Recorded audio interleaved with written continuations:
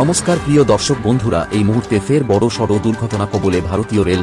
Kamakhya express train লাইনচ্যুত হল এবং মৃত্যুর খবর শোনা না গেলেও আহত অনেকেই। জানা যায়, বেঙ্গালুরু থেকে আসামের কামাখ্যার উদ্দেশ্যে যাচ্ছিল কামাখ্যা এক্সপ্রেস ট্রেনটি। দুপুর 12টা নাগাদ উড়িষ্যার কটকে মানগুলি হল্টের কাছে চৌদার অঞ্চলে এক অস্বাভাবিক আওয়াজ ও বর্ডস ঝাঁকুনিতে ট্রেনটি থেমে যায়। ট্রেনের ভিতরে যাত্রীরা আতঙ্কে ট্রেন থেকে লাফিয়ে বাইরে বেরিয়ে আসেন। তারপর দেখা যায় ট্রেনের 11টি কামরা লাইনচ্যুত হয়েছে। দুর্ঘটনার জেরে ওই লাইনে বেশ কয়েক ঘন্টা ট্রেন বন্ধ থাকতে দেখা যায়।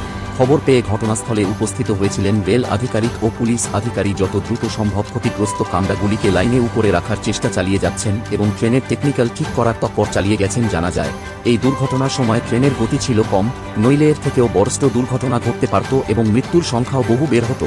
এইরকম লাইনচ্যুত ঘটনা কেন কিভাবে ঘটেছে তা এখনও পর্যন্ত রেল আধিকারিকরা হদিশ পায়নি, তবে তার তদন্ত চালাচ্ছেন রেল আধিকারিক। তবে তা কবে শেষ হবে সেটাই সংশয়। কেন এর আগেও বহু ট্রেনের দুর্ঘটনার সম্মুখীন হতে হয়েছে এবং বহু মানুষের প্রাণহানিও হয়েছে, তবে তার কারণ সামনে আসেনি।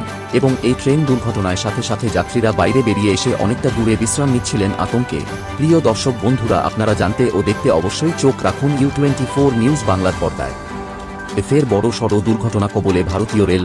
কামাখ্যা এক্সপ্রেস ট্রেন লাইনচ্যুত হল এবং মৃত্যুর খবর শোনা না গেলেও আহত অনেকেই। জানা যায়, বেঙ্গালুরু থেকে আসামের কামাখ্যার উদ্দেশ্যে যাচ্ছিল কামাখ্যা এক্সপ্রেস ট্রেনটি। দুপুর 12টা নাগাদ উড়িষ্যার কটকে মানগুলি হল্টের কাছে চৌদার অঞ্চলে এক অস্বাভাবিক আওয়াজ ও বর্ডস ঝাঁকুনিতে ট্রেনটি থেমে যায়। ট্রেনের ভিতরে যাত্রীরা আতঙ্কে ট্রেন থেকে লাফিয়ে বাইরে বেরিয়ে আসেন।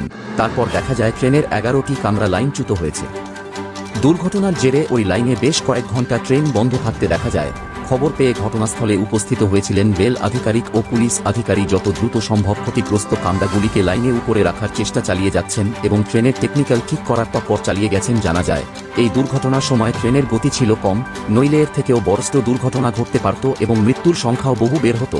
এইরকম লাইনচ্যুত ঘটনা কেন কিভাবে ঘটেছে তা এখনও পর্যন্ত রেল আধিকারিকরা হদিশ পায়নি, তবে তার তদন্ত চালাচ্ছেন রেল আধিকারিক। তবে তা কবে শেষ হবে সেটাই সংশয়। কেন এর আগেও বহু ট্রেনের দুর্ঘটনার সম্মুখীন হতে হয়েছে এবং বহু মানুষের প্রাণহানিও হয়েছে, তবে তার কারণ সামনে আসেনি।